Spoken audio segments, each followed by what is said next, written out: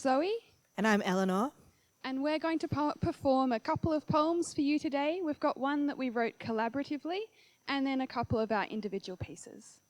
So this first piece we were commissioned to write together by the ACT government for a Canberra that was coming out of the bushfires and out of the last COVID lockdown. And they really wanted us to explore how we might connect together. And so this poem is called Tenderhearted. Catch the sunlight in a stranger's eyes above their mask. A potential to hold each other close without touching. We are always grieving something. Cracks in the buildings, worry lines on your loved one's face. The city waits, open-armed for your tears to wash the smoke stains from its walls. Read your fortune in the cracks on the paving stones.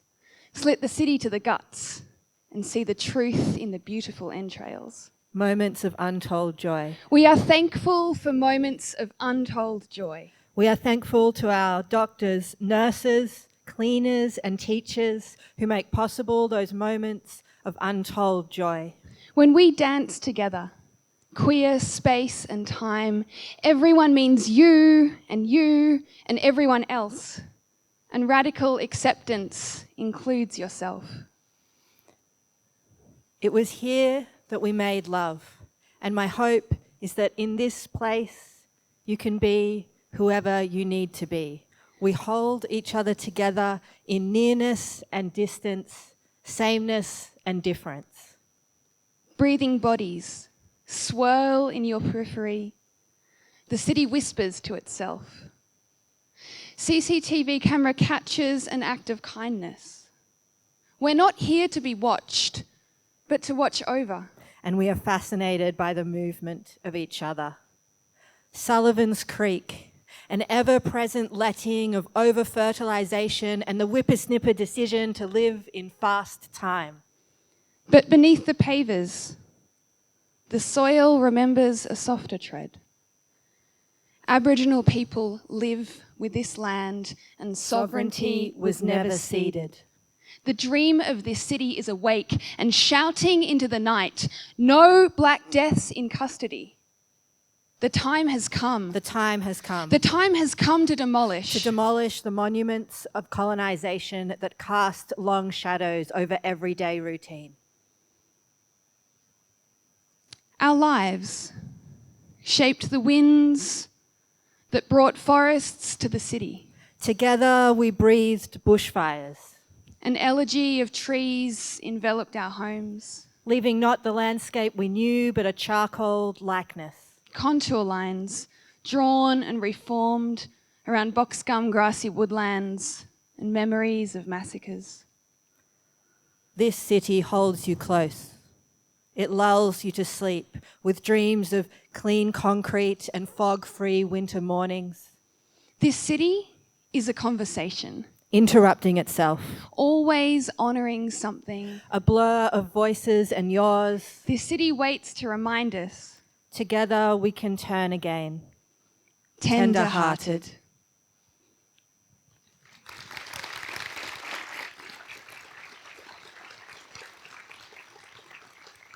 This next poem I wrote as part of a much longer piece, which is about female family members and their relationships. And I think that this poem can be about family members and also about chosen family. Sister-daughter is unafraid of the war that she brought on. Sister-daughter has seen the wars of intimacy. She has seen the women that she loves as the blue of the clouds before the wind draws, gasping towards the sun. Sister-daughter has seen the women that she loves eaten away before they had the chance to feast themselves. Sister-daughter has seen the women that she loves turn to face her, the concrete liquid under their feet. Sister-daughter has seen the women that she loves peel back their skin, pass it out and around, lay it again over their wounds. Sister daughter has seen the women that she loves slice their tongues in half, speak through both sides of their mouth, be who they needed to be in time. Sister daughter has seen the women that she loves follow the tide out, forget to come back for night's fall.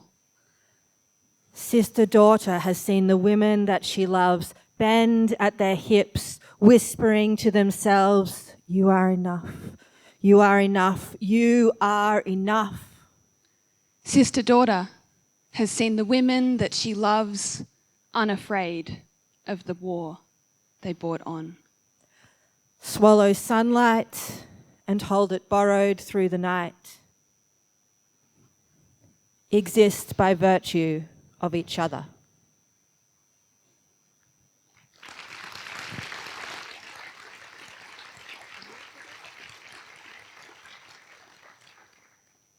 Thank you.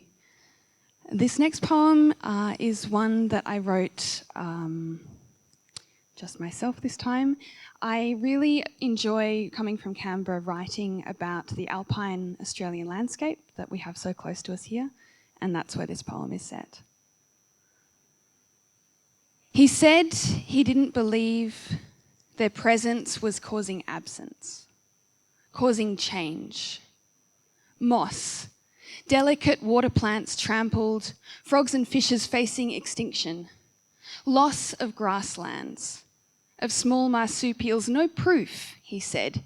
He said the horse is from this place, he said. Their stories weaving tracks, hard hooves cutting soft hillsides for as long as he could remember. And wild horses couldn't drag him to make him change his mind. Wild horses certainly couldn't, starving as they were, ribs showing, gagging for water, dumb instinct unable to comprehend a landscape ill-adapted. But next time they stood among snow gum and button grass, a horde of small extinct mammals, of reptiles, amphibians, rose up out of the ancient time stored in those stark, hard hills, and they dragged him, kicking and screaming, dragged him bloody and weak, and who knows where.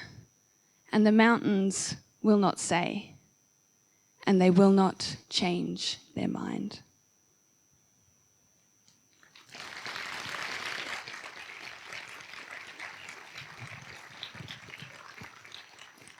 Thank you.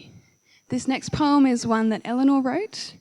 It is one of my favourite poems of hers. It is also about climate change and the Canberra landscape, and it imagines a possible future under climate change. It's not going to look like a city flooded, not here in this sheep paddock town. It's not going to be cyclonic winds of rain and hail, and afterwards muddy feet and tarp housing.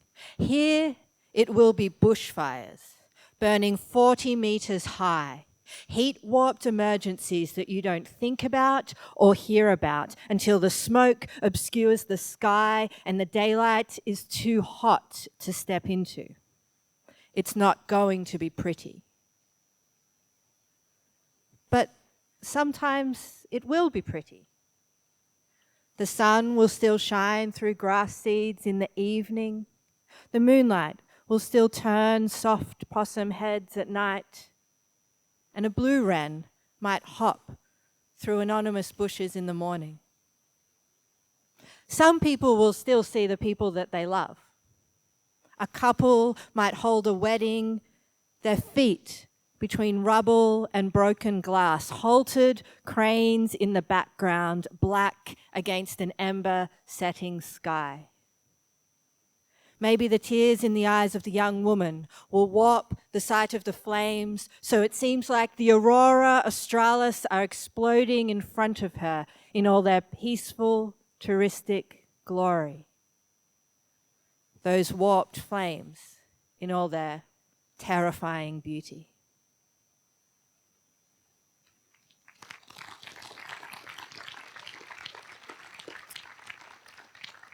Thank you. We have just one last poem for you. I've been watching Zoe write poetry for the last 10 years, and it's been a beautiful experience of friendship and getting to explore different parts of her mind.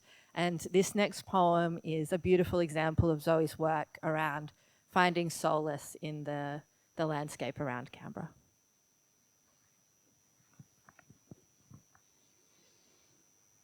Stand here and see the landscape a bowl.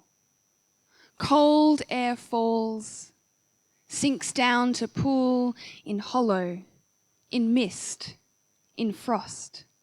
The crisp air amassed. This is where the snow gums grow. Stand still. This place, its tip touches deep time. This stand of trees gave birth to trees. This stand stood here since each tree reaches back to the last ice age. Back to the land, here, whole, cold, crowned with snow gums. Hear the roar of cars along the expressway, a meeting of 4 arterial highways, a crossroads. She comes to the frost hollow each time she has to make a choice in life, to stay, to go, to take a leap of faith, decisions based in heart or hope or health. She brings her question to the frost hollow, to the crossroads, to the traffic's constant stream, to the ever-changing immutability of the trees. She was born into the crisis, grew up playing in erosion gullies, never known a grassland that wasn't deflated, overgrazed. She was born into the middle, or perhaps the end. Lived so much of her life in drought, the sound of rain makes her nervous, a tap that's been left to run. And she was born into the crisis, and she cannot choose to leave the crisis, and she doesn't know what to do. Decisions in the crisis seem futile, thin, unclear. All she can do is stand here and see the landscape a bowl.